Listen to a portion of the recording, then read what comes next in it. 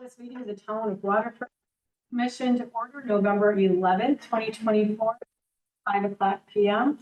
We stand for the Pledge of Allegiance. I pledge allegiance to the flag of the United States of America, to the republic for which it stands, one nation, under God, indivisible, with liberty and justice for all. Do we have any veterans here tonight? Would you please? Yep. Yeah. Thank you very much for this. Thank you. All right, we're going to start with the approval of the October 14th, 2024 minutes as presented. I could have a motion for that. Motion. Second. Any discussion on that? All in favor? Aye. Opposed? None? And I'm sorry, I forgot to, we have a new planning commission member. Would you like to introduce yourself? I'm Smikowski. I'm born and raised in the town, so excited to be on the board. Thank you. Thank you.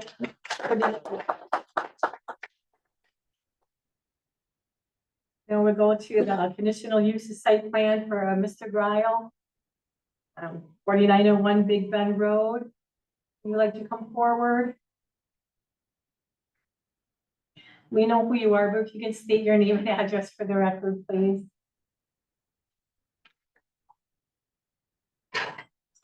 My name is Tom Gryle. Live right up there, either side of the hill. My name is Pam Heineck. I am here on behalf of Raymaker and Associates. We are the architecture, engineering, and site acquisition firm that's involved in the project and assisting with the tower owner company through the zoning process. Thank you. And we received your information here, the application for the permit to construct the mobile service facility, mobile service support structure. And I did have some questions that came to me today. So that is going to be the property that's just north of the DeGrave property where their homes are being built, correct? Correct. Across Kramer Drive. Yes. Kramer Drive. Did anybody have any questions or discussion, anything that you wanted to ask? What kind of noise is the generator?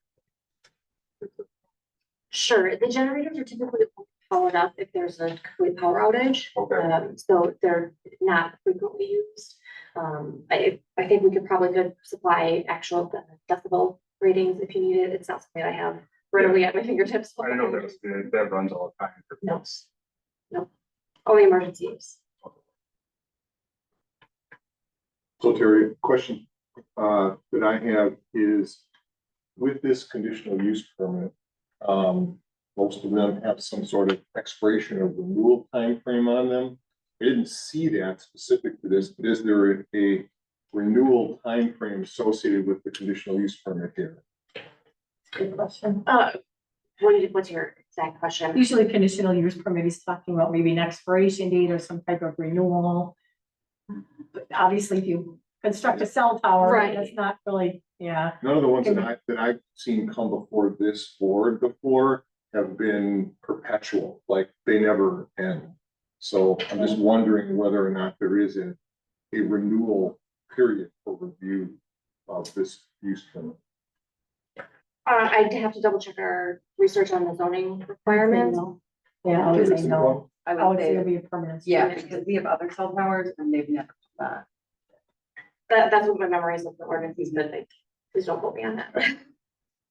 And I did some research on the statutes and, there have been some recent laws, locally, we really don't have a lot to say about this. That's something that maybe needs to be talked about at the state legislatures as well. No offense, but really with the statutes that we have locally, we really don't have a lot of room. So, I know I've had, I guess my concern would be where it is compared to where homes are being built, right? Where people are going to be, where kids are going to be growing up, radiation, things like that. And I know we've been through this before on another one, but Yeah, and can't speak to, the exact health risks or dangers. However, all these towers are heavily regulated by the FCC. You'll see that in the Racine County submission, we are submitting to the full required processes for that. So the health and safety are pretty well covered. Did you talk to the neighbor that was there? We actually did target every property that had adequate size within that area. If you look through the application packet, there's an affidavit that does show search ring. It was a small search ring. They're targeting a very specific area to meet the coverage needs. So I think there's a dozen or so properties that were large enough within that search ring. So are we going to invite any input from the neighbors? And I noticed, and I don't know, Tina, whether this is a clerical thing or not, but again, the application states that the public hearing is going to be held on November 18th. Yeah, at Racine County. At the county, Yeah. okay, I got you. I see This that. goes before. Yeah. That's the county level, so, did we get any public comment forms today? No, I don't know. Yeah, there's- Sir, did you want to come forward? I guess, I'll just scoot you guys over a little bit. State your name and your address, please. I'm Michael Saxton, I live at 4733 South Loomis Road. I'm neighboring this tower directly next to my property. I guess my biggest concern is any health concerns. The research that I've done on it, there's not a lot of studies of the health concerns, and due to my proximity to my home, any cancer causing issues would be, direct result for us. So I'm a little concerned about that. As far as I'm concerned, it's town's property. He can do what he wants with it, but that's the health concerns are the biggest issue that I'm concerned about, I guess. So Thank you. Were there other sites considered for this particular tower? And if so, what were the conclusions about Sure. those sites? Sure. In this area, because it was a very small search ring, we had a 1/4-mile radius, which is quite small. We had solicited we did door knocks and mailers to all of the property owners in the area. We didn't have any other interested candidates, unfortunately. All other towers that were remotely within the vicinity were too far out of range to meet network needs. So they were just too far away that we're putting antennas within coverage.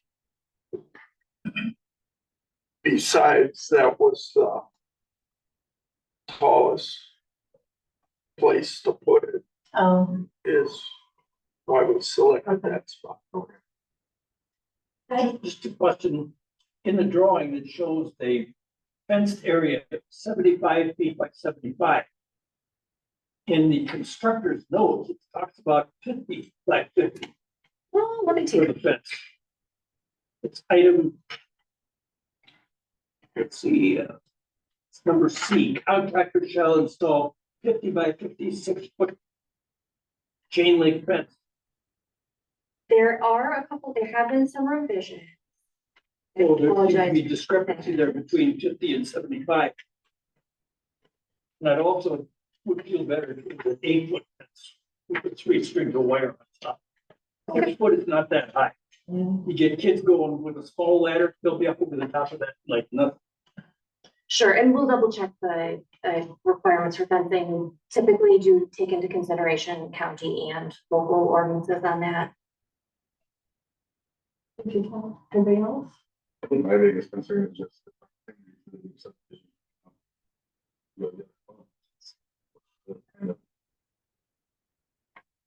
I mean, but like, it's not like you can do it at local level. My biggest concern. That's, I mean, it kind of is in the middle of something. Anyone coming out, which is in the town, but. The time frame. I'm sorry, the time frame on this, when would that begin? Construction, when could construction begin? I think Dan will be able to speak So to that. my name's Daniel Klein. I work for Vertical Bridge for the tower partner with Verizon. Tower thing built for Verizon. The construction schedule it's difficult to finalize when we don't have all our ducks in a row because we're just coming before the board today. But should this get approved, we have our all our due diligence in place. We have FCC approval, FAA approval. All our environmental testing has been completed. So this is kind of the last stop for us. And so we would like to build the site next year, absolutely. And so it would likely be second quarter of next year, around that time. So, but it depends on when we get all our approvals in place. In terms of the location, it's with cell towers, it's always a kind of a push-pull between you need to get close enough to residential, but you don't want to be too close, and that's a constant issue. I have a cell tower, it's 2 blocks away from my home. I have another friend there. They just bought a home in a subdivision that's literally being built around cell towers that already exist. And so I do sympathize, I get it. And another piece that we looked at in terms of location is if you build a cell tower over 200 feet, it needs to be lit. The reason we were able to avoid that is because of the elevation of the location. And so we did keep in mind the aesthetics throughout this process. And so we do want the board to keep that in mind. And the reason I asked that question, and thank you for the answers, Sure. depending on when that would go up compared to when these homes will be built. And, you know, my question would be for people maybe who are going to be constructing homes, if the cell tower is not up at that time, but there'll be some kind of notification, will they know that that's going to be going up?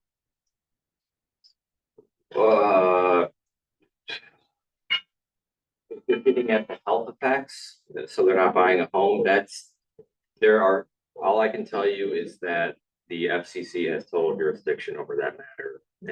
And there are studies that we could provide the The board. question is if there's some mechanism, so people building a home, are they, wow, there's gonna be a cell tower there next year or something, you know?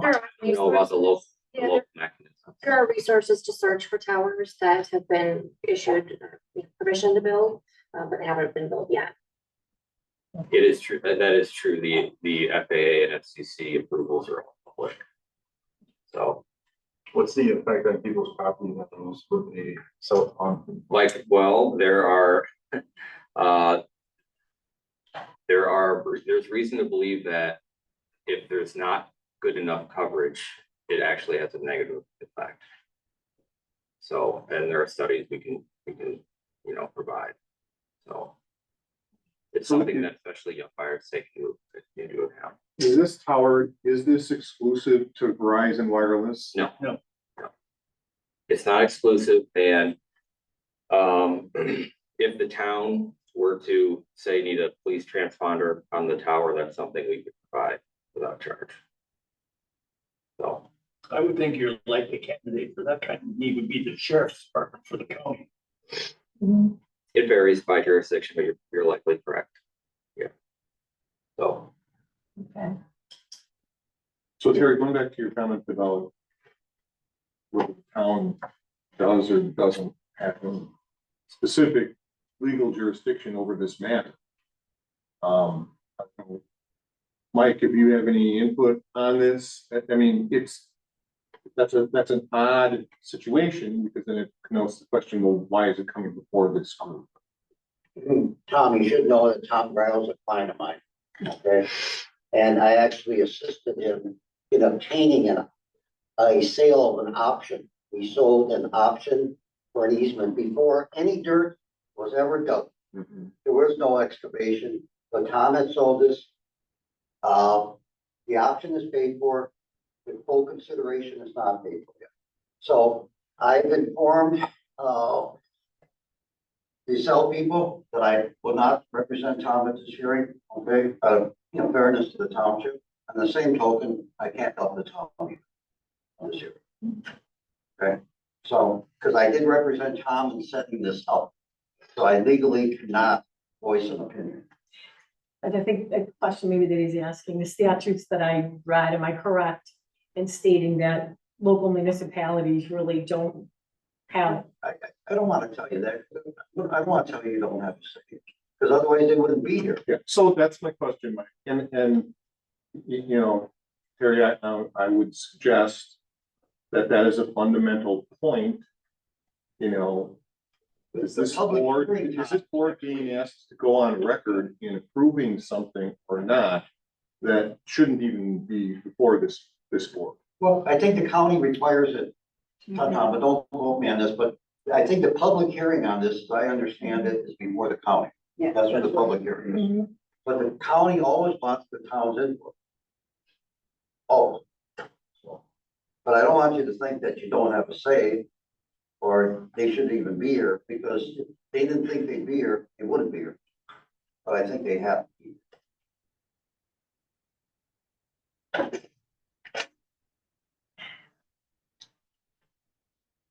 Any more discussion? Would anyone like to make a motion on this?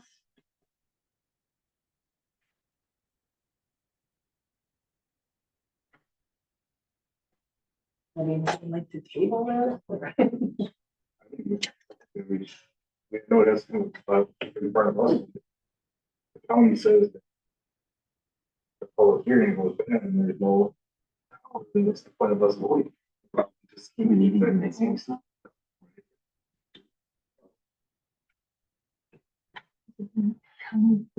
How would we go about getting input from? I mean, this came as a big surprise. Yeah, I mean, the presumption is- I'm assuming that community input from the town, residents and whoever would happen at the public hearing. The fact that this topic is coming for this board before that public hearing seems like it's the cart before the horse. I would prefer, if this matter is gonna come back to this board, that it happen after that public hearing on the 18th. That's where I was going. That would make sense, the county likes our input first. Well, And that's, actually, it may not even matter because I believe that if county approves it, it's also not here anyway. We can table it if they prove it, don't really care, then there's really no point. If they want to have our opinion. Discuss it. You guys can take that up with county and find out. Yeah, this is the way the county wanted it done, so if you guys wanna I welcome make it. your, motion, whatever. Well, Yes, Mr. Bell.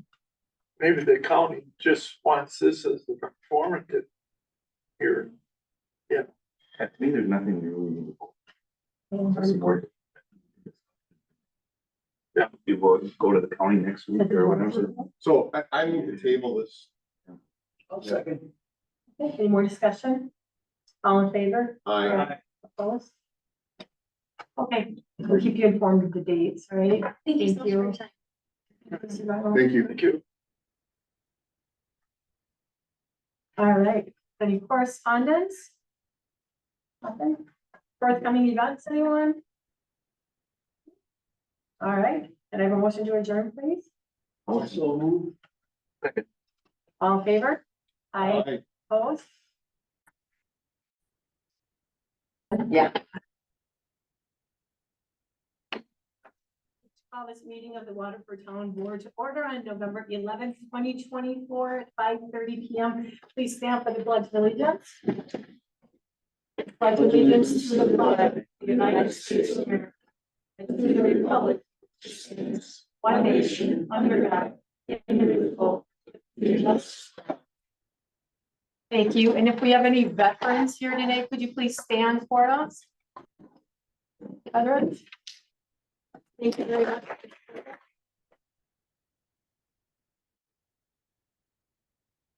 Did y'all get your free McDonald's breakfast this morning? David Allen's for lunch. Oh, nice. That's even better. All right, we're gonna go into the approval of the town board minutes dated October 14th, 2024, the special meeting minutes dated September 25th, October 8th, and October 17th as printed. I'll make the motion to accept them as printed. Okay, first and second, any discussion? All in favor? Aye. Opposed? Okay, thank you. Moving on to the treasurer's report. For the first time, I think ever in history, we have no report today. Have been insanely, incredibly overworked and busy. A lot of issues going on, and so we don't have that today. We won't have that for next time. And you know, it's okay. I know that they really weren't happy about that, but I said it's okay because people need to understand the workload that they have had lately. They've had a lot of work lately, and they're trying to keep up. If anyone has any open records requests, that's great. That's your right. Please understand, things might move not as quickly as you want them to. We have 2 people in the office, so let's be nice to them and try to help them along. Thank you, Tina, for everything you guys have been doing. And they had the elections too. Yeah, now the election, now it's another election coming up. And more coming up, yes. Okay, correspondence, we have a thank you letter to the Waterford Police Department from the Lions Club. Did you want me to read that, Rob? Sure. Or you want? Dear Lieutenant Spiegel, the Waterford officer's assistance with the tractorcade safe passage through the village and town of Waterford was much appreciated. The October 6th Waterford Lions tractorcade had 41 tractors participating in our 30-mile loop. As in the past, we've heard many positive comments from the tractor drivers about the officers' efforts during the tractorcade. After being a part of this event for 19 years and hearing these comments from the drivers about the officers, I feel it's great PR for your department and the town and village of Waterford. Please share appreciation with the appropriate officials. Lions Club of Waterford.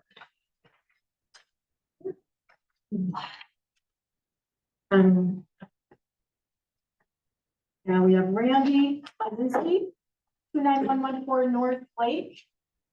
You're here, 24, please.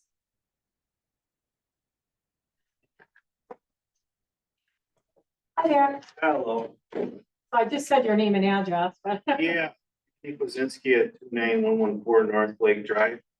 First off, I want to say to all you guys, I really appreciate what you do for the town. You have a thankless job. You know, it's tough and everything like that, so I appreciate it. I live on Lake Drive, and I make multiple trips a day, usually going eastbound. At Tishigan Road is a very odd intersection to me. I'm noticing an influx of cars going northbound on Tishigan Road. It clearly is posted, must yield to traffic on North Lake Drive. So what'll happen is I'll stop at the stop sign going eastbound, make a complete stop. And a car south of the intersection right there will just think that they can continue to go through and make a right turn. So if I stop for the stop sign, proceed through the intersection, and a car just kind of zooms right through, and they think something's going on with you because technically I have the right of way at that point. I stopped at the stop sign. That car coming up to the intersection must yield. It seems like there's been some road rage going on there too, a little bit. In my experience, I consulted with a Waterford police officer to check out the intersection and asked what she thought her opinion was of the intersection. And basically that's what I thought as well. I think a solution to this problem would be putting a clearly marked stop sign right there instead of the yield sign. Like I said, it already is kind of a funky intersection. You have a stop sign in the middle with a blue barrel. You don't get a ton of traffic coming off the subdivision, but it's more so going eastbound, stopping at the stop sign, having the right of way, and then people failing to yield while traveling northbound on Tishigan Road. So I'm proposing a potential stop sign at that intersection. I think it would help. There's tons of pedestrian traffic during parades, events on Tishigan Road, golf cart traffic going down Tishigan Road. When the cruise is open, there's a lot of traffic right there. So that's basically my proposal on it. And I know we spoke briefly about it on the phone.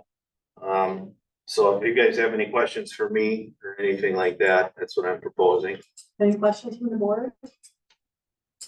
Not specifically for you, I don't know if you'd have the answer. Does anybody know the history of why that's not just a straight four-way stop? Eddie? And that's kind of another topic you could discuss too, is westbound traffic doesn't have a stop sign. Like I said, it's a very odd intersection. I live on just west of that, half mile down, and people fly down the road on motorcycles and cars and everything like that. I've been in law enforcement for 16 years. I can judge speed, and they're going well above the posted 40-mile-an-hour limit. I agree with you because I live in Golden Meadows and trying to, when my son started driving, there's a couple heart attacks there, but yeah, I totally understand what you're talking about. Everyone's looking Wanna over. chime in on anything? Well, that topic has been brought up probably 3 to 4 times in the past. And I want to say 20 years ago was brought up and the state got involved and the state actually did a study. And they wanted to make that a 4-way stop to make it Mhm, politically correct. And it got thrown out. mhm. So they just kept it the same. Everybody just needs to follow the traffic pattern that's there. You turn right, you yield. There's a sign on the stop sign that says, stop to yield traffic, Mhm. going westbound. I don't see a need to change it. That's my opinion. To do it politically correct, like the state wanted, they want to do a 4-way stop, but the intersection's so big there. You almost would have to change that. Cause then everyone's still gonna yield and go, even if you put a stop sign there. Or, people live down there forever. What about a white line going straight and then one stop sign where it already is? You put a white line, do not go on that side of the line. You have to stop, then you make your right turn instead of the curve Towards the drive road, you're saying? towards north and south white lane, just west of that barricade. And then you have to come up to that. You could even put a stop line, and then make the right turn from there. A white stop line we could do, but we won't be able to do it right now. Definitely in spring, we can emphasize that, the stop bar, so to speak. And probably do the other ones too as well. Yeah, I'm just against the yield sign right there, because people do not yield. Like I said, when they're south of the intersection, you could be at a stop facing east. And if somebody's south on an intersection, they're just gonna zoom right through. Yeah. They're not gonna yield to the car to the left, Right. which by law they have. I've been in the same predicament. I used to live down there. Yeah. And you're yielding and all of a sudden then they go, well, yield to traffic from the stop sign. I'm just concerned about pedestrian traffic again, golf cart traffic and everything like that. If there's been events, parades letting out and people just go. And the traffic that's waiting on North Lake Drive, they're just stopped waiting. When, if they're stopped at the stop sign, they have the next right of way from the yield spot. I think some people don't know. what It's to do. confusing intersection. So, Yeah, I I mean, get it. if you live out there long enough, you're gonna see a lot. People go right through the stop sign. They Yeah, don't stop. then they can get it. That's happened once, but a lot of things happen. If you drive it enough, you're gonna see lots of things. Any questions, anybody else? No. I'll make a motion to put a stop sign there right now. I'll second that. Right now. First and second, any more discussion? My only question is, do we take action on correspondence? It's not part of the actionable agenda. Oh, it does say. It does say potentially action on that. Let's say potentially, consider potentially active on the matter. Okay. So first and second, any more discussion? All in favor? Aye. Opposed? Thank you. this is how I know I'm getting old, trying to get a stop sign somewhere. Thank you. Okay. Next, Steve Larry, 7114 Peterson Road. Hi. I've talked to you a few times. Nice meeting. And we're talking about the intersection of Idlewood and Peterson, and I understand, I'm sorry, Peterson, Sandy Lane, and I know I talked to Jim a little bit, and I talked to Dan a little bit, and I'm gonna start by saying, I understand that Idlewood is a private road, okay, and I understand that we don't want to get involved in private roads, but I also understand that this is an anomaly. I mean, it's very unique, okay? So we've done some discussion. I know that you sent us a lot of pictures and some narrative, and I'll let you take it away. Okay, yeah, so, the approach this gentleman had, this is a practical solution to a practical problem. It's the way I look at it. I wasn't aware or knew, nor were our neighbors aware down there, that when all this construction was going on with, the two developments and getting the roads paved, repaved, okay? That that intersection wasn't going to be included. It came to light when the spring or late fall, they were marking the roads, and I noticed the cut line ended at Sandy Lane in the crossroad. And it didn't connect to Sandy Lane across the way. And I questioned that from that standpoint. Well, why wouldn't you repair the road or all the way across? Because it's a 2-lane road. It actually was put in when the second development was finished after the first development. Tom Magner is the one who developed the area. And that's why it's called Sandy Lane that goes across. And it actually did cross private road. There's lots of private roads around. I mean, there's little windy roads that goes back to the lakes and everything else. And we certainly can understand that the town couldn't take care of all these little windy roads going through. I mean, how are you going to get a snowplow through those things and everything else? Trucks don't go through them. Kids walk up them and so on and so on. So the more I looked at it, the more I started to question, well, why wouldn't the town, who already maintains that road through snow plowing, okay, salting, for all the right reasons. Kids get dropped off there, school buses go by. In fact, school buses use it. So it's a public road. It was made 2 lanes wide, like all the other roads in the township. And it just happened to cross a private road. But when that was done, the town should have just assumed the responsibility for the entire roadway. You stopped it at one corner and started at another corner. But you made it 2 lanes wide to accommodate township people who live in the town, who live there, and it should be declared part of the township road. Just take care of it. Because it is crumbling, this picture is sent. I actually sent a recent picture out here today. It was dry. And that hole that I show you, it's kind of hard to see. There's 2 layers of asphalt there. The old layer, when that road was originally put in back in, they believe, 1998. And then at some time, 92, okay, 92. So it was a 92. And the second layer, I'm assuming, was put in when the second subdivision was completed and they connected the 2 subdivisions. So common sense would tell you, because I asked the question, I think several of you here, that where else in the township does a town road, 2 lanes, cross a private? That everybody's looking at and staring at me. Yeah. There's no answer. There aren't. None that we know. It is the only one. It is the only one. And so it's an anomaly. And it just makes common sense to take care of it because it's degrading. You can see it's degrading. It's got a different rise, it's got a different everything. So trucks are going to go over it. Snow plows are going to continue to want to go over it and plow snow. And they're just going to, it's just going to freeze thaw. It's going to end up be a big pothole. We on Idlewood, I live down on Peterson Court. It was off Idlewood.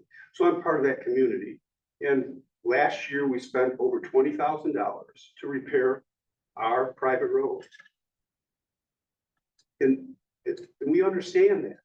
We don't like it. We pay taxes actually more than most of the township. If you don't live on the lake, you pay more tax. We understand that. We understand why you can't get down these private roads like ours. But this just makes common sense.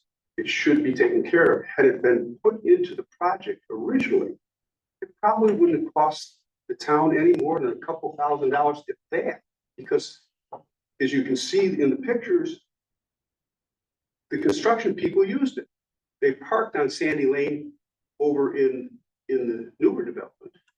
And they brought their equipment, heavy equipment across there. Then when they paved it, they wheeled the equipment around on that intersection. As a result, that's why you see those holes in the center of that intersection now. And you saw some pictures where 2 years ago, a contractor was contracted to fill in the cracks, in the new development over there. And they actually filled cracks in that intersection. We didn't fill it, they filled it. So you were already taking care of that intersection. So all we're asking is just admit it's your intersection and please just take care of it like you take care of any other township road.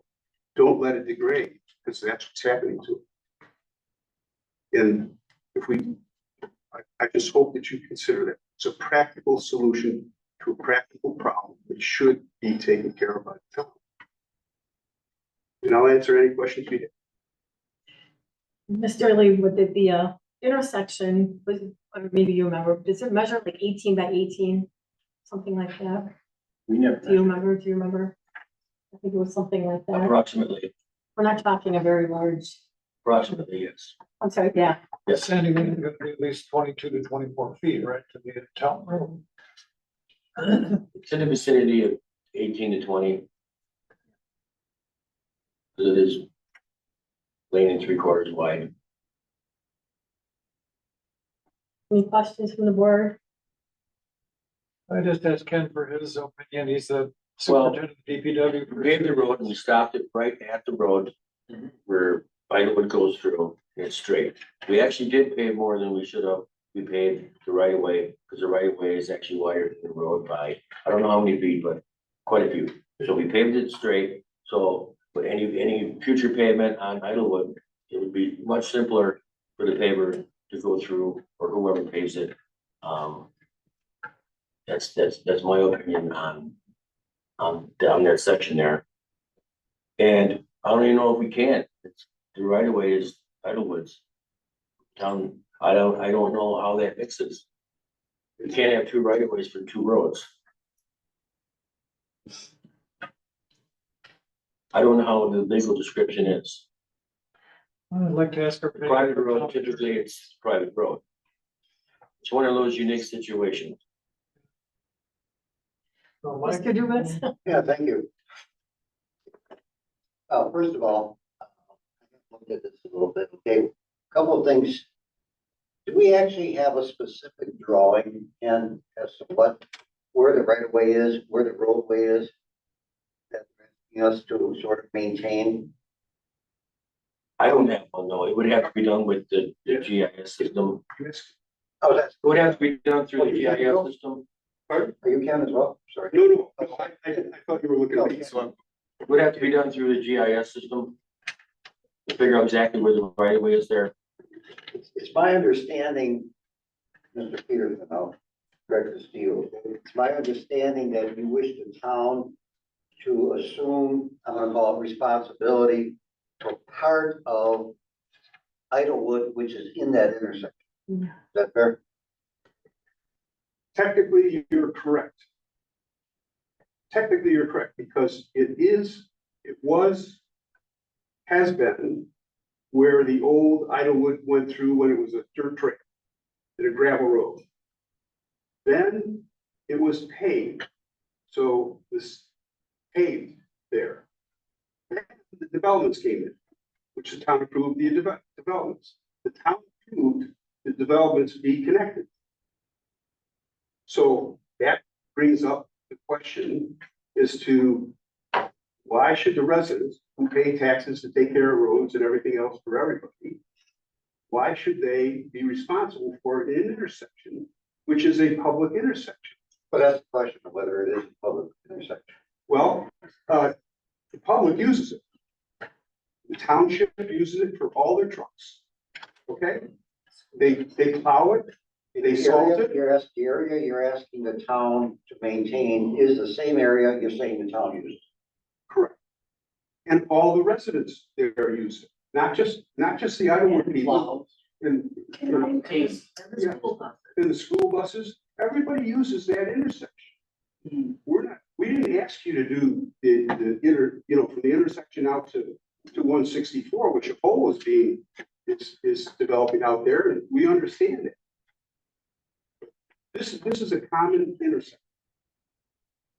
So basically, how many feet of what we would call the private road you ask the town to assume, I'm gonna call it, not the word, maintenance of.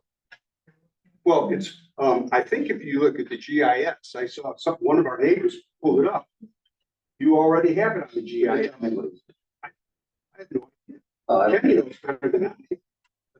We did got some detail, it's basically a printout or a map of the right of way for Sandy. Well, I mean, Do you want to come up here and explain it to them? It's a two-lane road.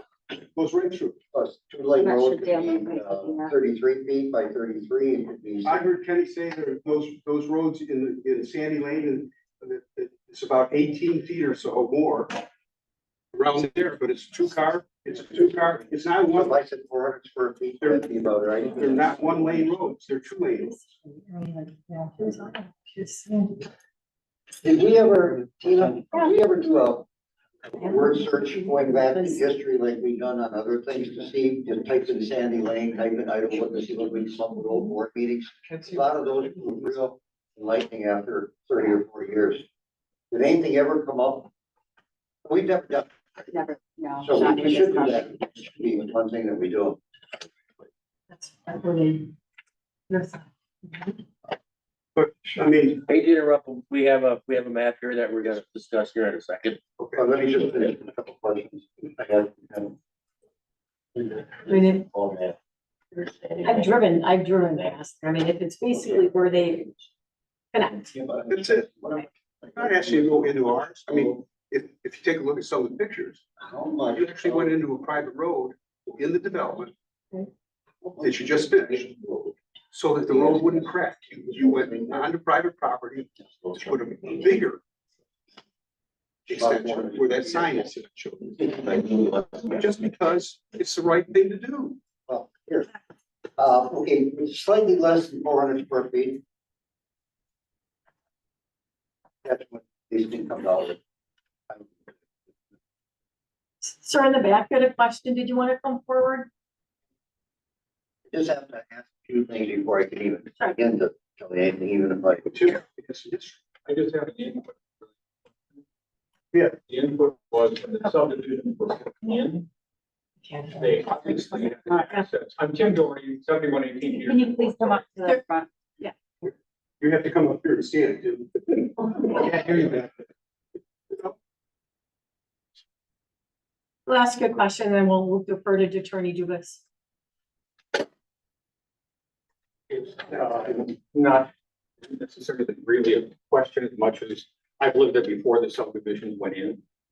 When the subdivisions went in, if they didn't consider that a public intersection, why did they leave those roads open to access that road, that intersection?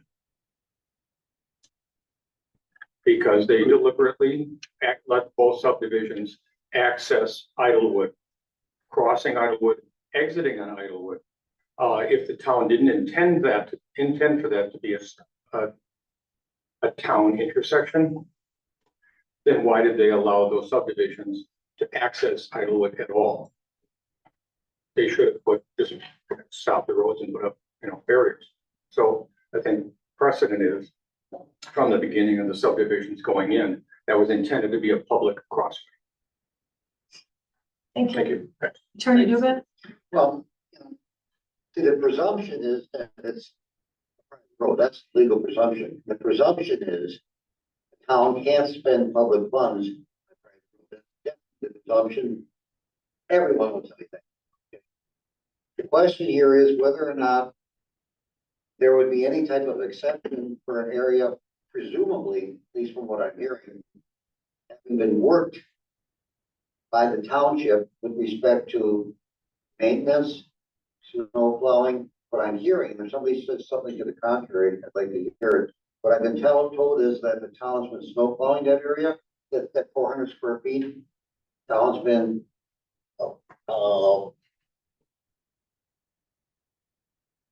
blacktopping it. Somebody blacktop. Well, then if I, We can't answer. One blacktop is done. It's been blacktopped again by somebody else. but not the town. Not the town, Well, the town had to approve it. not the town. The town had to approve it. Well, how did they improve the subdivision? They didn't improve the last intersection. Neither do I. Here, so I'm saying is the snow plowing, but you don't know about the black. The second layer. I'm assuming, if you want to be presumptuous about things, I presume that when the second subdivision was built, or as they were building it, they connected the intersection, as Tim said, to make it accessible by both communities and the town. Without that, let's take Tim's point of view. Without that, the town would be turning their snowplows around at the court. They couldn't go further. School buses couldn't go further. So it's, if you take just put common sense thinking caps on, it's a township road used by township people. And all these years have been maintained by the township. And there's no assessments to be done. We pay taxes for it. You're not saying Idlewood's a township. No, I'm saying the intersection. You're saying, no, I know. You're saying the intersection. The other sides, you don't plow at all. We plow both sides. We plow from, we actually go over the intersection. Tim is one of the persons who plows the road. You plow out 164? So we plow that section from the intersection out because you've already plowed and salted. So Tim, in all his kindness, plows Idlewood, Peterson Court, and the extension of Idlewood from that intersection out to 164. We're not asking you to do any of that. We're asking you to continue what you're doing, but now you have to maintain what you work on, and what you do, and what you have been doing all along. Our taxes have paid him to do it. Are you concerned at all? Kenny has a comment. I got some intel on that. The map we just seen, it shows the right of way from Sandy going through. Correct. At least that's what we can see. That's what We can debate this for the next hour, but It's a moot point. if that's something that's needed by us to do, I think we can certainly look into it. But to right now, to point fingers on this and that, who's gonna do what, who's gonna pay for it, it's only a patch. It's only 18 by 20 or 18 by 18 or give or take a foot or two. It's not a big deal. It shows the right of way going through. Still not gonna stop anybody from going and cutting through. There's somebody else down in Idlewood that stopped in and said that they wanted to close that entrance off from Sandy to 164. I says, good luck with that. I don't think that would ever happen, because you guys fought really hard to keep that open when they did 164. It's open. That's a moot point in this whole That's good. discussion, Yeah. right? Ken? It wouldn't make any sense to change anything now. So we're only talking about a patch. We just need to know exactly what the right of way is on Idlewood and what the right of way is with the town and how that all kind of works together. It shows a little bit of a right of way here on the map of Idlewood. I don't have any defined lines. That's Right. when it was, I'm gonna bet, that's when it was just Yeah. it's a little single lane. Yeah. Whatever trail it was, but when everything changed, when the development went in. And again, Ken, I think you're a common sense guy. They're connected and you're looking on your GPS. That was brought to my attention when we bid the road out. and now, We wanted to go through. and you're telling me the GPS at Sandy Lane has a right of way, At least that's what it shows here for right now. which is 2 car lengths wide, two lengths wide. Mr. Dewis, anything else? Yeah, the only thing is slightly, you understand. If the town, let's say the town adopts it, and we go that 400 square foot. We'll maintain that part of the 400 square foot intersection, right? If an accident occurs there, it's on the town policy, understand that, whereas it might have been on, no, they have. We have a town responsibility. There's stop signs there. You just can't. Be a town responsibility. And I agree there'd be a stop sign there, but if someone blows a stop sign on that particular area, assume. That's gonna be on our policy, just so you know. I can't believe that's a big deal. I would say it is a big deal. Good. I appreciate you telling, but you know, little children get off there. We could, You can't, I mean, these are tiny subdivisions, kind people live in these sub. I mean, there's no hot rockers up there, but anyhow, I think it's a practical solution. Ken, did you have one more comment? Yeah, I was trying to mention earlier, Sorry. when I was talking to the paving company there, they asked me if I wanted to go through it. Oh, can't go through. I realized it was a private road. I know. That's what my assumption was when Dubas first brought it up. So we went right to the edge. I know you did. I know If I you did your did go job. through, would I've got yelled at for paving the road? Probably. I don't know. I don't think so. I don't think anybody else can. When you say I'm gonna do it, you do it. Yeah. You do what you So, say you're gonna do. With that said, I guess we'll just have to talk about it some more and get a little bit more intel on both right of ways. See how that matches. It's gotta be a right of way for both. It's a private road. It's gotta be something. What does your deed say? Everybody's deeds to get your access to that road.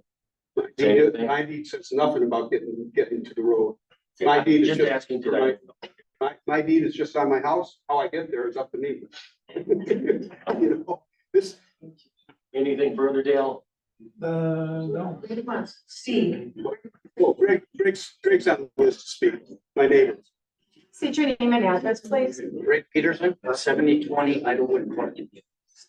So my question is, so we are in agreement, everything that we've looked at says that the town owns that whole Sandy Lane. And what you're saying, Ken, I believe is that you also have intel that shows that it is a town road, correct? As far as this map says, anything further? Right, I understand you have to look into it and whatnot, but it's our understanding that that is a town road. And we're not asking for anything special. We just want that the town take care of its own road. And they've maintained it ever since, but then all of a sudden, when this pavement came through, there's an abrupt ending and actually did some damage in the process. Well, that's to be debated, but, Well, You see the potholes out there now.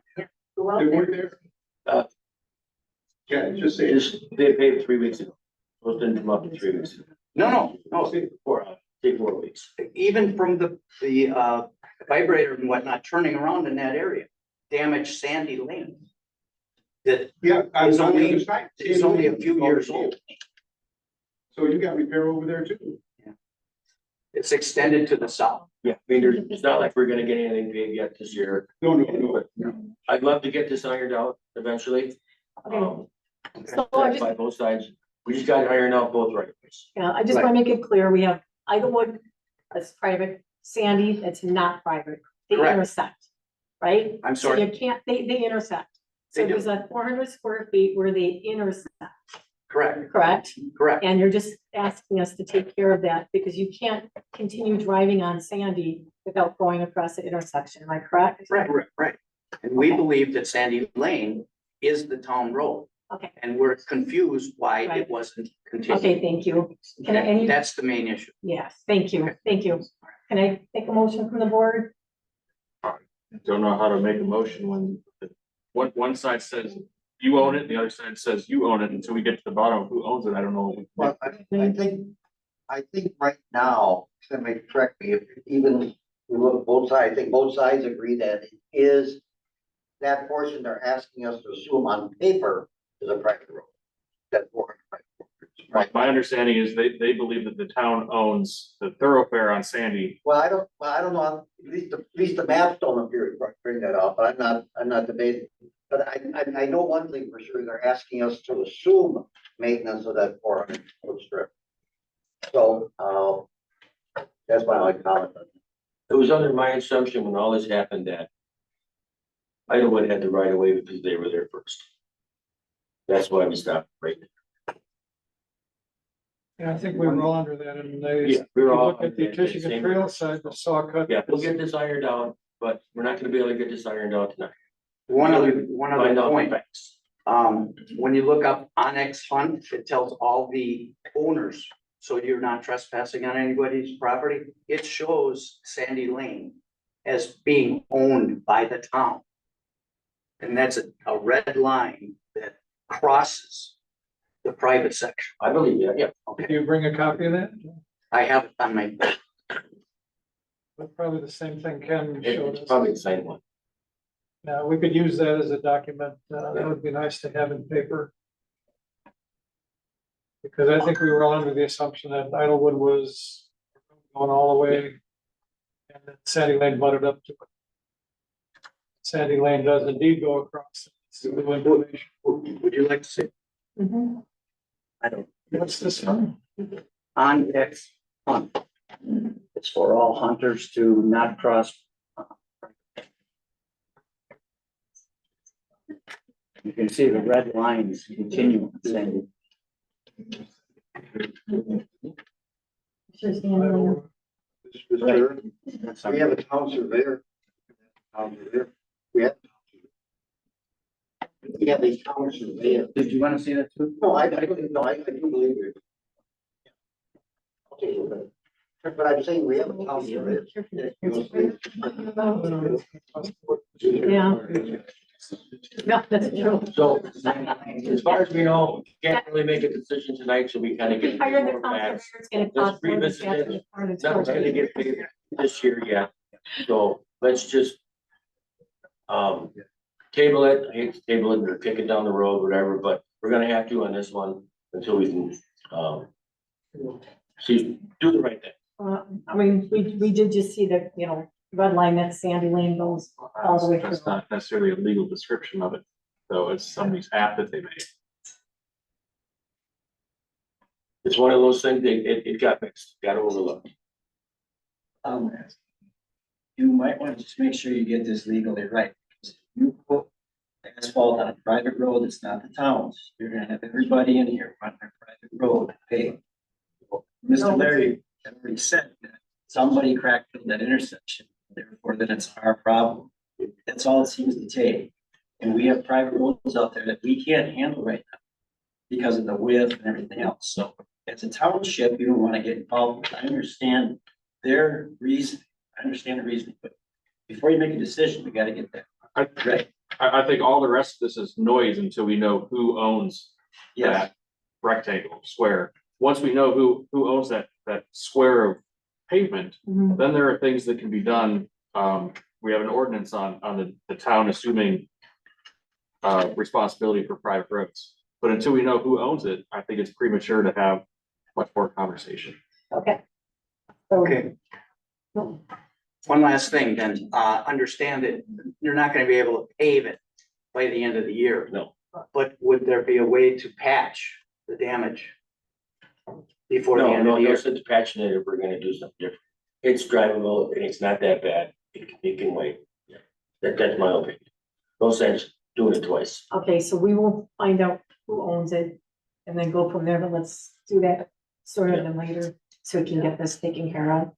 Is this something our town attorney can determine for us? Is Like that? this something our town attorney can determine for us? Well, I still think we should get a legal description of the proposed right of way, so to speak, of the public right of way. And the travel portion, public right of way, public travel. Idlewood travel, that I don't know if they have right of way, but Idlewood travel. And, you know, we have, like I said, we have a town surveyor. Why not ask? Is this something the county can get for us, Mr. Deeds or Yeah, but real estate description? well, or they something? can, that's where the surveyor will go to ask for it, but he's gonna have to go on the field. We can start with it. I mean, second, the surveyor's gonna go to the county. Pull the plat. Tax, you'll go to tax assessor's office. You don't need a surveyor to pull the plat from the courthouse. Go to courthouse, pull the plats. Whoever owns the right of way tells you what you need to do.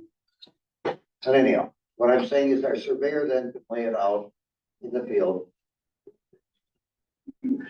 Okay, Okay. I agree. we have a motion. I'll make a motion that we, hold the plot, see who owns the property and go from there.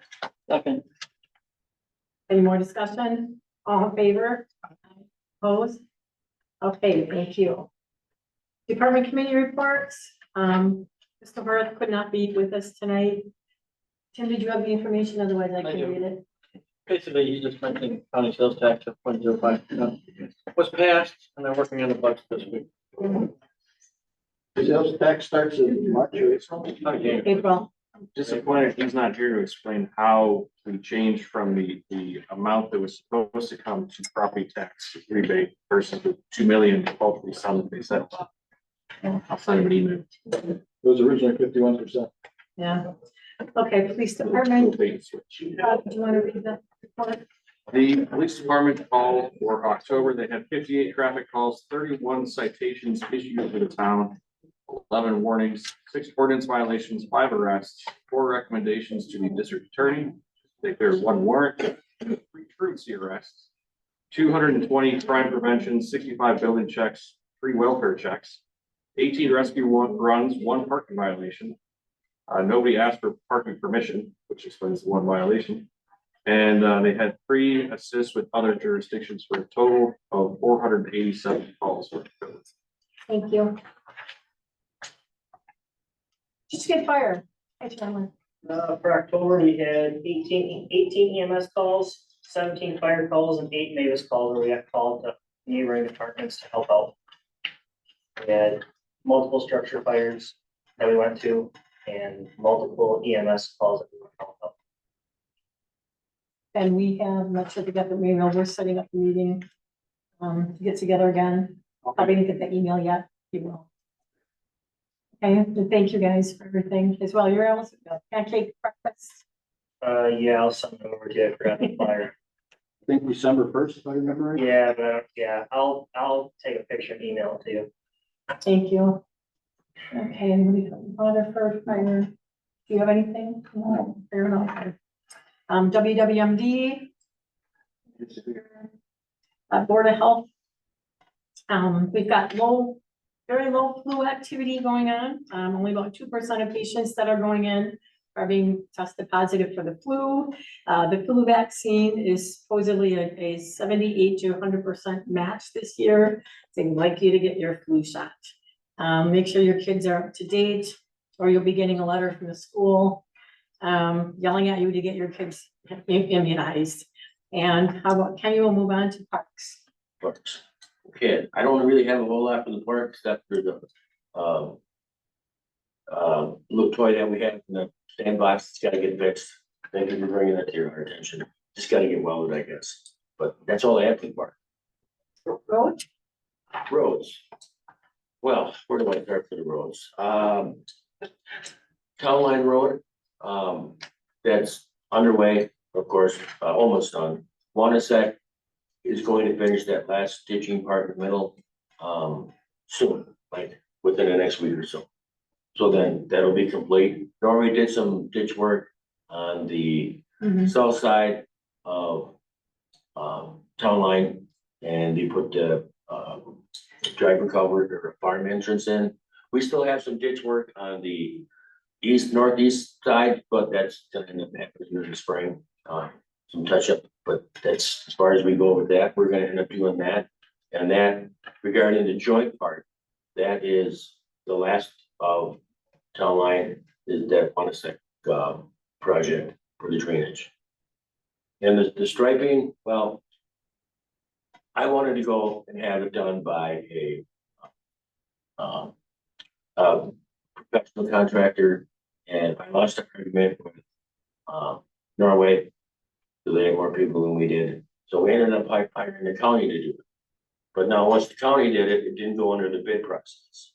So we're gonna end up just splitting it 50-50 with Norway. And that was somewhere in the vicinity of over $6,000. 3 for each, double yellow and double white. So we're just gonna end up splitting it. It'll be part of the project. It'll be a separate line item that we pay for. We won't be able to get reimbursed for that. It wasn't in the original bid, so we won't get reimbursed for stuff. But we're still gonna pay for it because it's a joint project. Hidden Harbor is complete, of course. Long time coming. We started this a long time ago, finally got it done. The guys finished the shouldering when I was off. We may have to put a little shouldering down next spring, once some of that settles, but that shouldn't be a whole lot.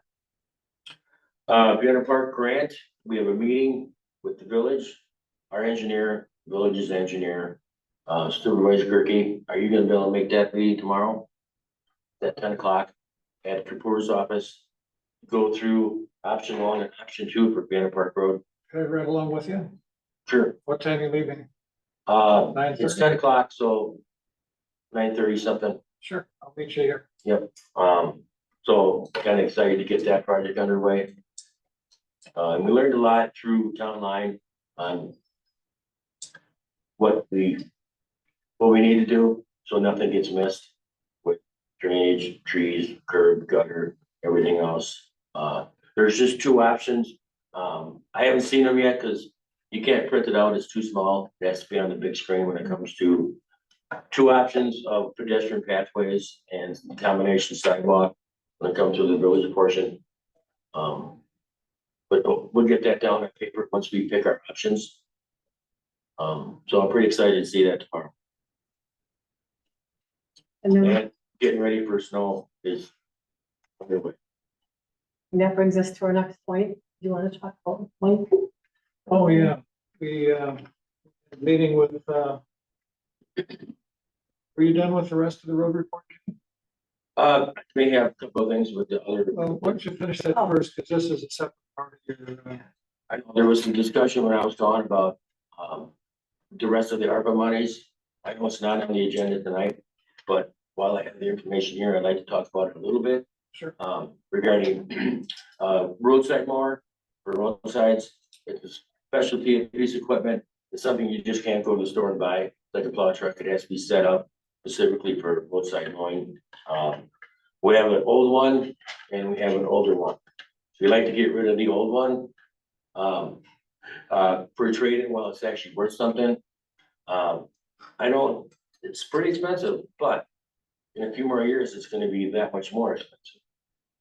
They changed the way they make some of the tractors now with the Tier 4 emissions, so price is gonna be higher. So any implement that's been put on that tractor since they started the Tier 4, I think it's been like 3-4 years now. Everything has to be designed differently, so that's why some of the implements cost so much, because they had to redesign how the side flail goes. They have to offset the rear flail, but long story short, that tractor complete with the trade-in. The trade-in price I didn't really like. There's a lot of moving parts to this. I know we can't really make a decision, but I like to put a little bit more emphasis on it, more of a spreadsheet with you guys. So you can understand some of that, because we are gonna be selling the pickup truck, the old paint striper, the old Ferris lawnmower, and the old trifold deck.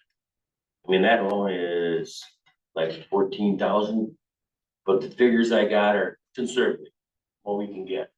I went a little bit lower. I know we're gonna get a little bit more for the pickup truck, and depends on who wants the trifold deck. And the tractor itself that they gave us trade-in for, trade-in price, soft number at 18,700. If that would go out for bids, I think we'd probably get about 25 for.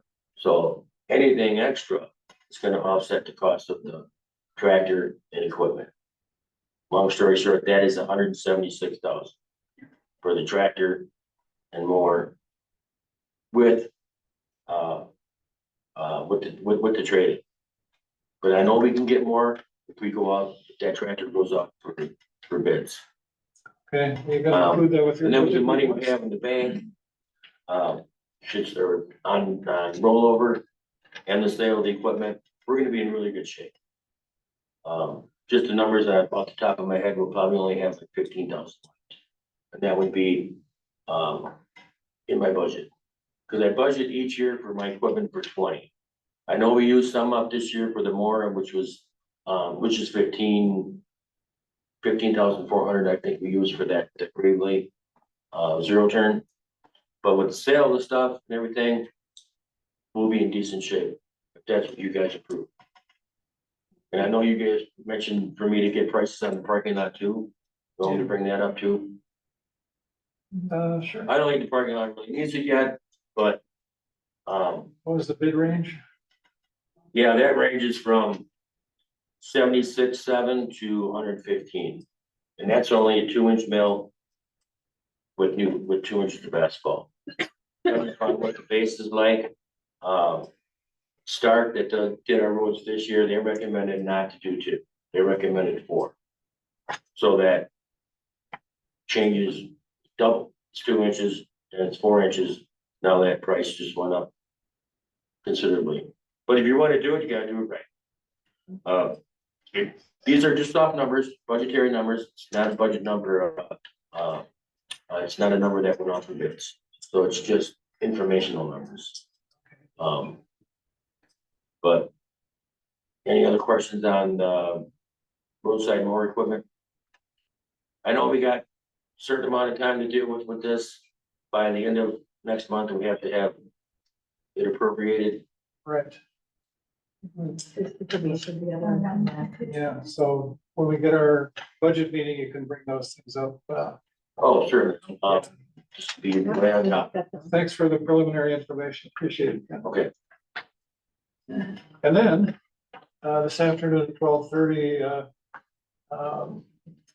Chairman Terry and Ken and I met with Mike Nolan. He's a retired DPW employee from town of Burlington. He's also worked for Dover, and he seems like an excellent candidate.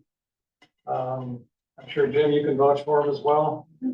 So I'll just make a motion that we hire Mike Nolan as a part-time and seasonal employee for the DPW. And I think he has all the paperwork taken care of. Except for direct deposit, you can get to I think he got that today. You can So get that. Mhm. I'll second. Okay, any more discussion? All in favor? Aye. Opposed? Okay. Did you want to give him a call? Did you want to give him a call, Peggy? Sure. All right, thank you, Dale. Thanks for doing the interview with me today. Town planning recommendations, we talked about this at planning, the goofy thing with this is the cell tower. The goofy thing is technically, we don't really have a lot of say. There's gonna be a county public hearing 18 coming up. 18, yes. The county wanted us to put it on our agenda because they want our feel for it. I think you guys were all here at the planning commission. And I've got my own concerns about the cell tower going up there, the timing of that, depending on when people are gonna start building homes. Or the people who are gonna start building homes right there, you know, gonna know when they start building their home that a cell tower is gonna be there. There's a lot of questions. Say that maybe we go to the county, we just say, we're gonna go to them with a list of our concerns, that they can address at the public hearing. Any more discussion on that from anyone? Maybe that's what our answer will be. We'll just go to the county with a list of concerns that they want answered at the public hearing. I need a motion for that. I'm sorry. Oh, yeah. Come on up, please. No, just what are those concerns that you? Oh, one of the concerns is, the radiation, right? I know that there was another concern of noise. Another concern of just, again, the people building their homes there, are they gonna know that there'll be a cell tower there? Is that gonna make values depreciate? Any more concerns from you guys? I have a quick question for him. The backup generator, is that gonna be in a building or is it be outside freestanding? There was also a question too about the height of the fence. I think there was some discrepancy on that. It was supposed to be checked on, I'd be worried about kids. The fence, stuff like that. So, Can you come forward, please? Yes. Thank you.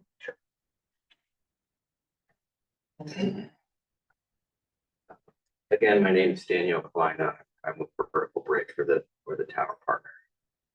In this case, partnering with Verizon. In terms of the fence, we're willing to build whatever sort of fence the town would like to see. Obviously, safety is a concern, which we understand. So, Yeah. it's, I apologize. So we're willing to build whatever kind of fence. Like to see that's both from an aesthetic perspective, a height perspective as well. So that's not a problem.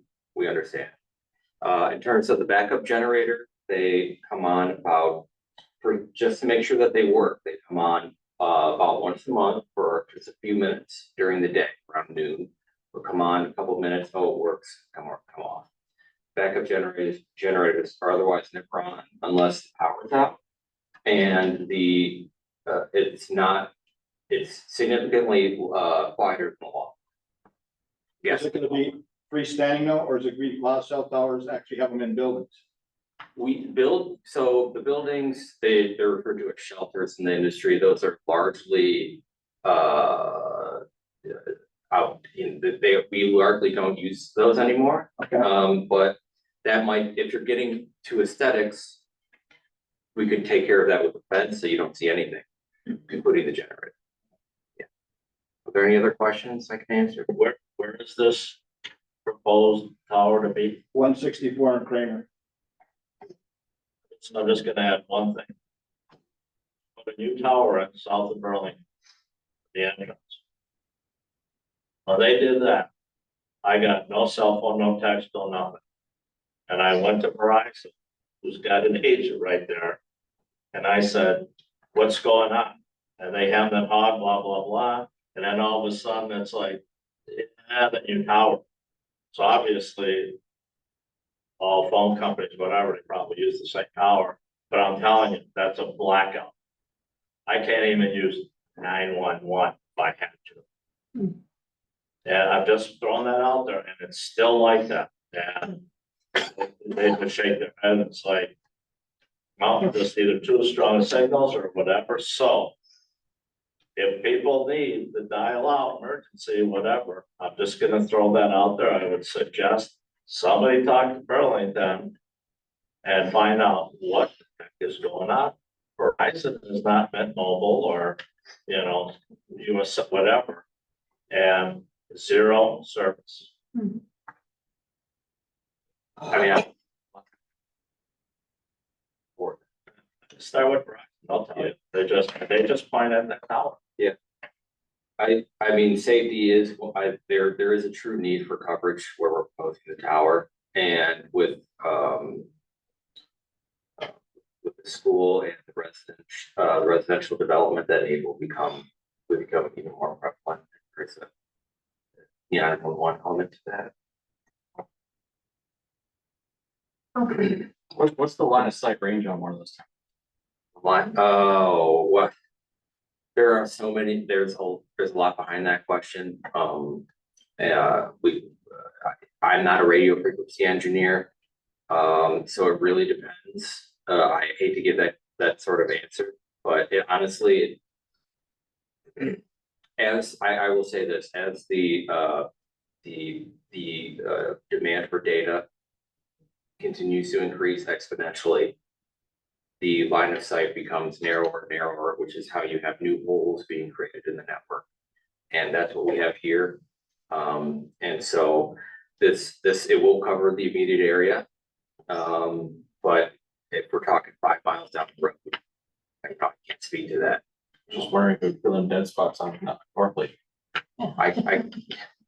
If the board needs more information on a specific question, I could get back to you. Anybody else? Yeah, I've got a couple of questions. I talked to you a little bit after the planning commission meeting, but I can't really read all the numbers on this map. What is your setback line from the Sossaman property and from Kramer, from the tower itself? I'm pulling up my copy of the drawings. I'm not on my phone, so I can tell you that the tower has been designed to collapse within itself, and intentionally, because it's it's referred to as a fall zone, and per the state statute, the fall zone is formed by how collapsible the tower is, and so the property line is 109 feet.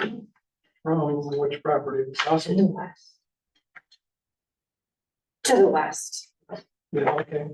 And then how about to the south for Kramer? What's the, what's this? This one. 115. Okay, well, here's the Sossaman property line, so. So what's the distance from the tower to Sossaman?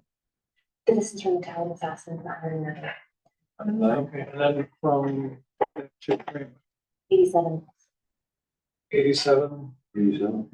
plus 50.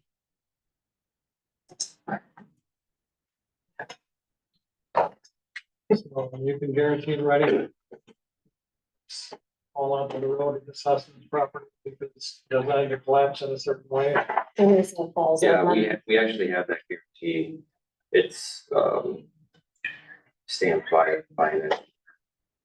And then this parcel is on Mr. Garland's property, and you're not creating a separate parcel for this. Not unless, I mean, we did not intend to, but if that's, something that the county needs to happen, we of course will. So, but typically we don't.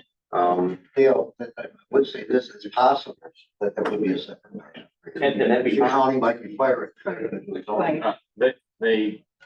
That would run afoul of the 20-acre from the village. Yes, it would. No, maybe the village would have something to say. Yes, they would. We certainly aren't making a push for that. That's a good ourselves. comment. What size is the current parcel? At this That's, excuse me, there would be one reason for you, Daniel, to look for not to create a separate parcel. Like I said, we don't intend to do that unless prompted by authority. It would be an interesting court fight. Wouldn't it? See whether they could actually enforce that provision. From the land. I believe that the first is about 10 acres. Approximately, I can certainly look that up for you. Okay. And you're not purchasing this property. We're purchasing an easement. Which is We're why not we, purchasing the property, correct? we're not purchasing the entire property because then we would presumably have to make our own parcel. So you're purchasing an easement for what? For the footprint of the tower and fence Correct. and driveway? Yes, sir. But that's. Okay, If I made a correction, is it 8.69 acres? what's that? It's 8.6. Oh, for the whole parcel. Correct.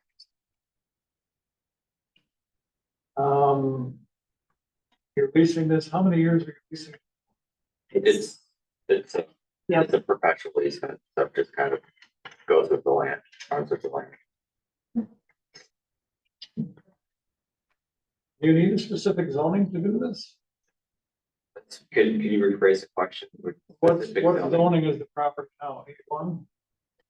I can tell you that for this Wisconsin state statute, we satisfy the statute. So you don't need a specific zoning.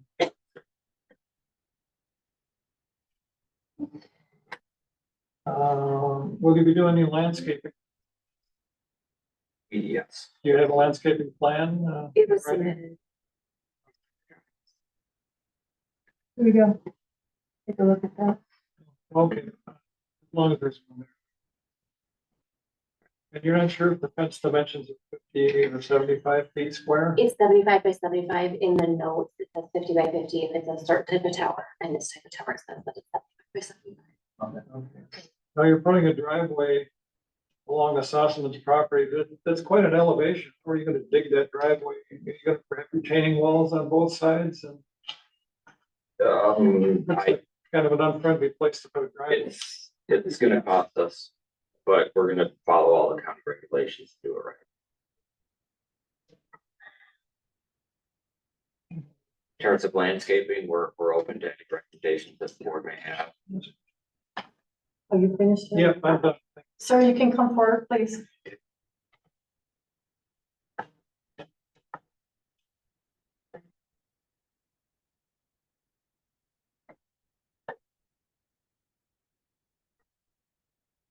And I'm Mike Sossman. I live right next to this proposal. development, the easement indicated in your plan is the access right up against my property line with no setback at all. With the proposed elevation, it said there's no room to put even a retaining wall in there. Those plans would have to be modified just for. I can't comment on that. The road is part of a easement, and so we could just, so the easement is significantly wider, the easement is wider than the paved road itself. So if the retaining wall were to become an issue for space, we could just shift the road over. So we can move the road.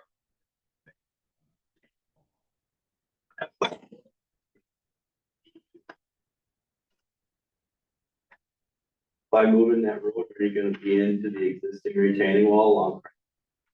For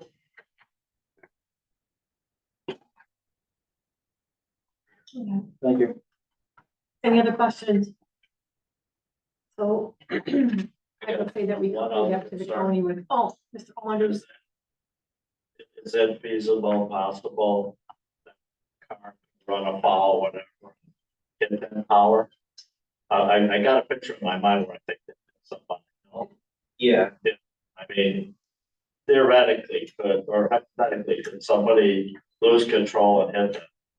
seems unlikely to me, given, Pretty unlikely. Yeah, just given the, I think if you, I'm only asking, and the reason I'm asking is, remember back when we lost power in January? They took the And then pole it was down on the like- corner. And the thing that just blew my mind is, they rebuilt all of it. By the grace of God, it was a warm January.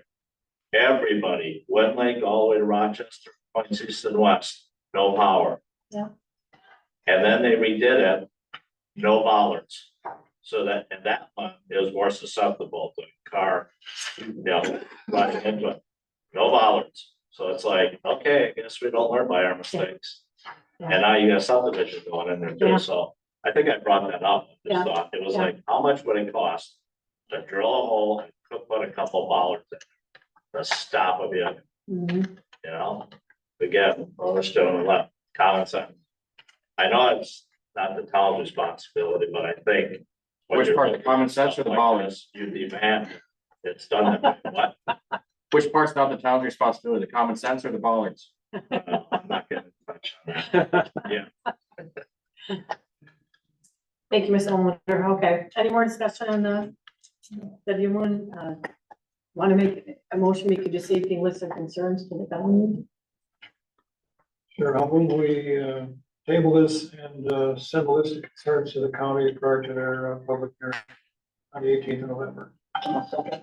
Chris, it's- I would like to get some clarification on just what the town can and can't say when it comes to this sort of thing, so we know what the purpose of this exercise. Yeah, I did Well, quite, I can comment on that. This is a conditional use that the county, so they're asking for conditions for what they consider to be an acceptable usage. right, With respect to what the town, because I think, you know, and I can say this, and Mr. Growler here, he'd say the same thing. I think that all your concerns, be they legal or practical, should be addressed. In other words, when you're asking, Robert, what the town can do, there's a statute on it, okay? Mhm. If you look at the statute, it'll tell you what the criteria are, Mhm. okay? And you can read that statute, and, that basically gives you some type of, ground game or end game that you can look at. Years ago, it was a lot different, many years ago, it was a lot different. And I say different, I mean, I think Thomas has more to say. Many years. yeah. Yeah, we did. I did print up something, the statute, you guys can take a look at it. That's, Our office. I try to make it as unbiased as possible. Tom Brown. Mhm. Make it a little less unbiased too. This is another example of the state legislature taking away local control from municipalities. I And think, supposedly the greater good. I think a lot of this came under federal law. I think this was under George W. Bush changed a lot of these in that administration. Well, the same thing happened with the large dairy farms. We used to be able to say whether a farm was a public nuisance or not. Guess what? Not anymore. Mm, The dairy farms are another symbol, same thing. yeah. All right, so we But have. I do strongly recommend that people do look at this, and check with, check that out. Like, I don't want people to think you don't have any rights. You certainly do. Sure. Sorry. It might be nice for a term on the length of a lease or whatever they're, because it doesn't sound like they're going after the parcel, but we had a term, if there are any problems that do arise, at least you have the option to Mm, deny That's a good any future. okay. Is there a term limit? That we have to come back and reapply? Yeah, that's something else we can add to our list of concerns for the county. So we had a first and a second. Any more discussion? All in favor? Opposed? No. All right, thank you guys for good discussion. Old business. We need to move the review of the ordinance changes discussed at the October 15th special meeting as it relates to codification to the December 9th town board meeting. Can I have a motion for that, please? Second. First and second, any more discussion? Planning commission, excuse me, for Yeah, planning commission changes, Tina. Yep. All in favor? Opposed? Discussion and possible action regarding, options with the village of Waterford for policing for temporary stopgap and coverage. Bob and I sat down with Don and Zeke from the village, trying to figure out how to get through the time being. And, they came up with, for the time being, just as a temporary emergency stopgap, is instead of having two separate officers, one for the town, one for the village on the same shift, that we utilize that same officer for the town and the village. And it wouldn't be for every shift. It would be kind Right, of it'd be staff. rolling as needed sort of. Yeah, as needed. We also do have, I just want to bring this up, we do have officers who have vacation time. And I had talked to them and I also sent out emails that we do want them to be able to take their vacation. They need to take their vacation. So there may be some openings, that way too, but we can't not to take their vacation. They need to take their vacation. So what we need to talk about tonight and vote on is how you guys feel about the stopgap temporary emergency thing to put in place for. Yeah, I'll move, we do that. Yeah, just use one officer when necessary to cover both the town and the village as needed or whatever scheduling requires. I'll second that. I would take it more for an informational piece until we have actual contract language to. Okay. Yes. Okay. Okay. Okay, I already seen this. Jordan. why don't you make that motion then, Bob? Move to table this until we have actual contract. I'll second that motion. First and second, any more discussion? All in favor? Aye. Opposed? Okay. Do we have, is Tom M still here?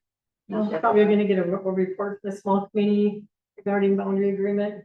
I think Doug and I, and the committee's meeting tomorrow at 2:00 to go over the original draft of the boundary agreement, so we'll be working on that tomorrow. Yes. Then Stan Ripley, attorney, will make those changes and then bring back the second draft. Then you'll bring the draft To the to us. boards, yes. Yeah, that'll be, what he said, he needed 4 days to do that, so it Yeah. should be ready by next week. Okay, Do you have some thank you. comments from the left side of the room, Terry? I'm sorry. Supervisor Kirk, Marty, regarding the boundary agreement, I did mention, with the village on the boundary agreement on Kramer Drive. Off of 36, that's actually our road, we don't maintain it, they do, that's basically all village there, but the road and right of way is ours. So that would be one of the boundary things that's gonna have to be written up for maintenance and such. But with that said, I know you've got a letter regarding the deteriorating culvert that goes through there, 140 footer. Yeah, How are we going to approach that right, what's your final comment? on that culvert? Culvert, I talked to Wiki's office. Is that on Kramer 36? Yeah, Yeah. That's one of those, it's completely in their right of way, but they're calling it ours. That should come under the. There was a lot of back and forth. And the last thing they told me, I think it's up to you. yeah, it says here that this is unbelievable. Culvert type structures which do not pass under the mainland pavement of the highway, which would be Highway 36. The culvert parallel, well, typically these culverts pipes are parallel to the roadway, which this one is. They're located in the highway right of way, the ditch of the roadway, which in this case is 36, and they're saying the department, meaning the state, is not responsible for installation, maintenance, or replacement of an off-system culvert pipe. Now, this is absurd. The right of way goes another probably 100 feet on each side of the center of the driveway. But they're saying we're supposed to be responsible for the maintenance of this 140-foot culvert, which failed last year and is failing again. I mean, the county maintains state highways, they do plowing, they do the mowing. And for us to be responsible for repairing that culvert, I think is just ridiculous. So initially Representative Woodkey said it wasn't ours, that it was the county's. Now they're turning back around and saying it is the town's responsibility again, which. Yeah, so maybe we can sit down and talk with them. Yeah. It's just somebody different in his office, so I don't know. Yeah, so anyway, that's some bad news. We did look into it some month, about a year ago, okay, and at least initial determination was that it wasn't our responsibility. That's what Representative Woodkey. Right. Well, That's what you spoke previously. Good, too. Hmm. Yeah. So we'll do some more digging on that. Mr. Sullivan. Yeah, wait, so- I Yes, sir. think you guys have to find what that maintenance is. If it's actual like repair of the culvert, Yes. Yeah. it would probably fall under the DOT. If I knew exactly where it was, It's close. I'd probably answer that for you, but the actual maintenance of clearing it of any debris, that would fall under the local. Correct me if I'm wrong, but I believe the culvert's failing. There's a couple of holes in the blacktop. So It says here, the department is not responsible for installation, maintenance, or replacement of an off-system culvert pipe. Point of order, Madam Chair, we're on the boundary agreement. Well, Ken brought this up as an issue, so. Yeah. All right, oh, Shelley, when is the next order agreement? So one of us can try and. oh, yes, thank you, because I did talk to you. I would like you guys to be able to sit down, since they haven't had a chance, to talk. We only have evenings available, Fred. I mean, yeah, I work till 3 o'clock Monday through Friday. Yeah, can you guys get together and Yeah, figure you something have to out? give us some dates, because we can't, I asked Doug the other last week and a half ago to let us know when the next meeting would be, and I haven't received anything. Yeah, but our next meeting is tomorrow at 2 o'clock. But we could gladly just sit down without the whole group and go over the map and that. I mean, that's fine, we just would like to have a say, I mean, we haven't been notified of any meetings except for one. And it was in the middle of the day when I couldn't get off work and Bill couldn't be there. Well, actually, there's emails going back and forth that he was notified at least 5 different You meetings. guys just get together and But make I time. could get together with you in the evening and go over the map. Should be some dates on whether you can come down here and do it. Okay. All right. Chair report. We're still working on the budget. We're a little bit behind with everything else going on, but we're working on that. We'll be on board with that soon. I wanted to thank all the poll workers for coming in and helping with the election. It's a lot of work, and Tina's still doing work, and I know there's another election coming up. Don't ask me why they need it separate. It's just a lot of extra work.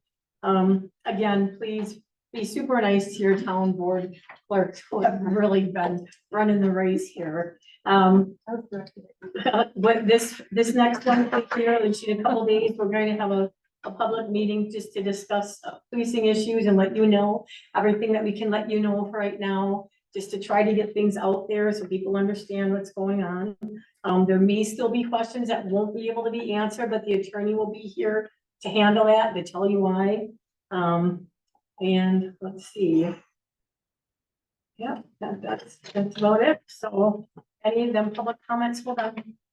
One that I noticed, I think from Tanya, is about the sound system, which we all recognize tonight, because it would be so much better if I could hear and you could all hear a little bit better.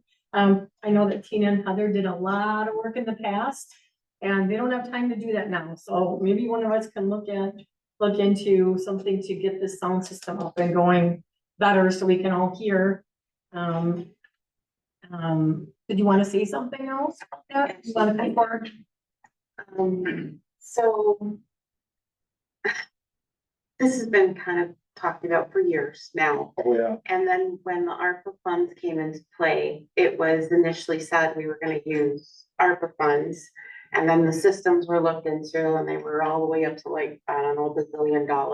60 to 80,000. Right, 60, 80,000 for something that honestly town of Waterford doesn't need. It has to be reasonable, right?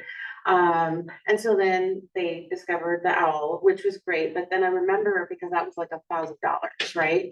And that was great, but then what happened was because it was only $1,000, then there was talk like, oh, because that's so cheap now, we can look into redoing the sound system that was bad back then, and now it really sucks because it doesn't even work. Yeah.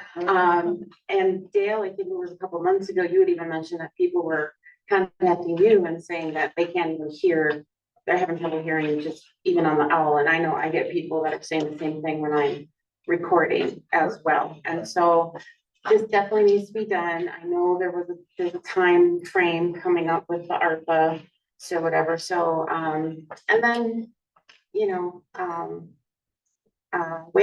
Dave Wagner. He teaches IT at the Burlington High School. Like, has anybody talked to him and said, hey, Dave, what you doing? Could you put something maybe reasonable together for us or whatever? So that's just kind of a thought there to use somebody that is already kind of a part of, the planning commission. So. Thank you. I'm surprised they never volunteered. I got a solution for that request. You don't have to spend a lot of money. Right. Remember those commercials, Rockville Field, Pocket Fisherman, microphone and that? That would probably be a step up. I'm bringing my karaoke. Yep. Yeah, your magic mic. Yeah. I think I got through all the public comments, correct? Or does anybody let me know? Mr. Owner? I like to say so. Yeah. That's all right.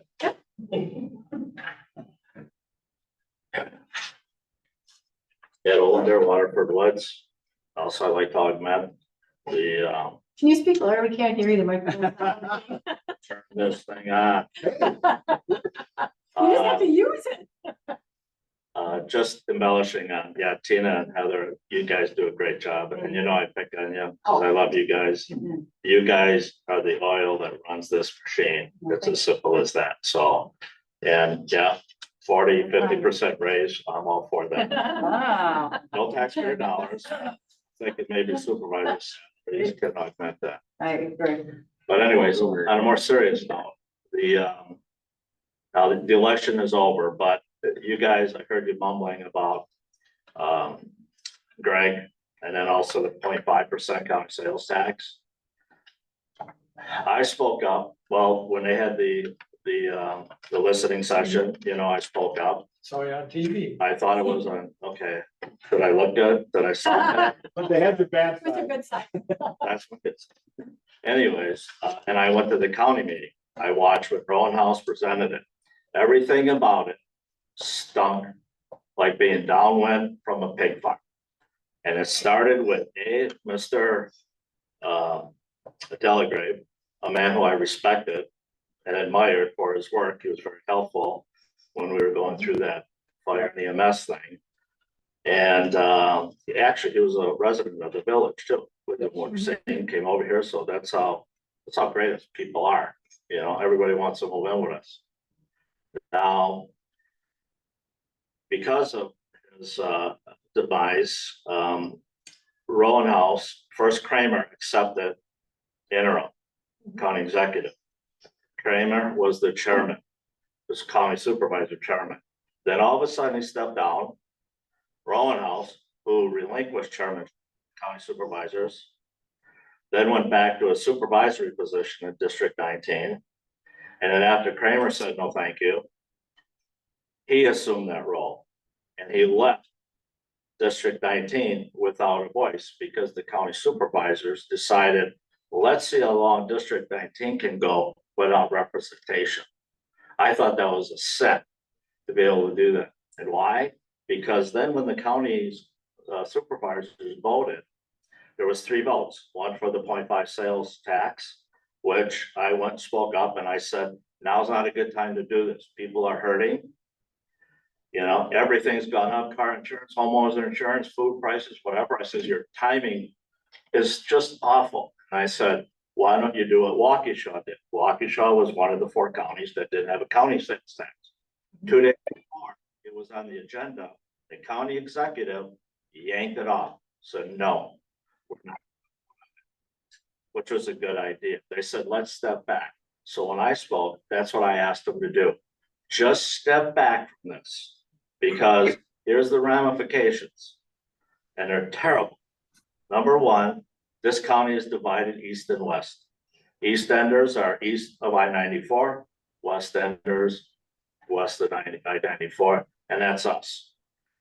A couple of years ago, when I talked to the county supervisor, they didn't even know where Waterford was, and one publicly made a comment, we don't care. And I was like, really, as a collective, you don't care? But anyways, so here we are. I made my spiel. I said, just back off. I said, because not only is this so-called 0.5% county tax, I says, but it's just another straw on the back of the poor people that are hurting. It's as simple as that. And what I didn't have time to say was, and I posted on Facebook, and this was to the grade school board. And I said, you guys are making the same mistake that the high school made when they asked for more money. You're not looking at the whole picture. You're not attacking your representatives, politicians, etc., as hard as you should. Because with that vote, if they come and pass it, everybody like me, you, whatever, we tighten up on our wallets. So that's just like somebody knocking on my door right after I was told it's going to cost you more. You're losing dollar power. Hey, can you make a donation? I don't care if they got a bushel full of little puppies. The answer is no. I gave it at the office. And I posted before the election. I told the grade school, I says, this is going to fail because you're not doing the right thing on how to get that money. And by the way, I support the schools. I'm not against it. I says, but you need to attack the right people and you should have asked them to step back. And the other disappointing thing was they took a vote, 3 votes. One was a tie. And what happens with a tie? It fails. They started out, let's get 50% of that property tax relief. Well, that got shut down. Now remember, no representation, District 18. They didn't have a supervisor to vote on. That could have been the swing vote, determining vote. No, county supervisors, no, we don't. District 18 doesn't need any representation. So the only reason I'm bringing this up is I was disappointed that from the West End, me and another neighbor were the only ones at the county board saying, no, this ain't a good time for that. And no politicians, no nothing. Our district, our supervisor, Horath, voted for it. I didn't like that because most of the West End supervisors said no. Why? The money that they'll collect is going to go to the East End. We don't rely on them too much. Okay, plow the highways, whatever. But most of that money is going to go. Now, their argument was we didn't overspend. We didn't get the revenue that we expected. So now think about that. We didn't get the revenue we expected. One supervisor with a brain cell in his head said, how does this guarantee that we're going to get the revenue that we need? And it was a very good point because now, again, going back to tightening your wallet, that's what's going to happen. People now are going to tighten up a little bit more. So now again, they fail to meet the revenue. So what happens? Next year, they'll be talking about the same thing. But getting back to the schools, You know, I felt sorry for him. I told him, I hope I'm wrong. I says, but this referendum's gonna fail. Now, you know, we're gonna see more referendums, so kind of keep that in mind when these people are looking for stuff. You know, it's just not, it's only 0.5%. It's only 0.5% on top of whatever, you know, on everything else. And the other mistake that they made, so when they come and present to you is, and this is what they screwed up on the high school referendum. They came in and they said, oh, it's only gonna be so much per value, whatever, but they said marketplace value. They didn't say assessed value. Now, somebody knows some of the houses that are going for sale here, 2 or 3 times the amount. That is now your marketplace value. So when they said, oh, it's only gonna be so much of this, whatever, well, you can automatically multiply that by 2 or 3 times. So that's what really it's gonna amount to. So when you talk to these people, you're on the school board, whatever. I think you and I talked about this, the high school referendum. And something tells me we're gonna see it again in the spring election. And it's like, look, guys, do it right. And beat up on your local politicians like I did. Tina, did I say exactly what you want me to say? Hi, thank you, Ed. All right, 24th coming events? Tim, anything coming up? No. All right. I had one question, what do we consider a conflict of interest? The reason I'm bringing this up is I was gonna go with them and take the trouble to, Preferred Marine, who actually my son owns, but I have no interest in it. And all of a sudden, at the last second, they said, oh, that's a conflict of interest. I really don't think it is, since I don't work there or anything. He has done it before, and he's a taxpayer in the town of Waterford. All right, well, we'll bring that up at our next meeting. Do some more research, unless you want to answer that question. Could you explain it again, please? They were gonna take the boat over there to have it winter. Yes, town police boat. The town. Yes. And they said, oh, since he's related to me, that's a conflict of interest. The person who is gonna look at the boat, where the boat's gonna be taken, is your son? Yes. So the town, they're saying the town can't take the boat there? Correct. I don't agree with it. I'm just telling you, it's not my opinion. And I will say, when bills come from there, I always abstain from voting on those bills, just like with sanitary, you abstain, so. Okay, thank you for your legal opinion. Motion to adjourn? And motion to adjourn? Aye, opposed? Thank you. Meeting adjourned at 7:04. Thank you, everyone.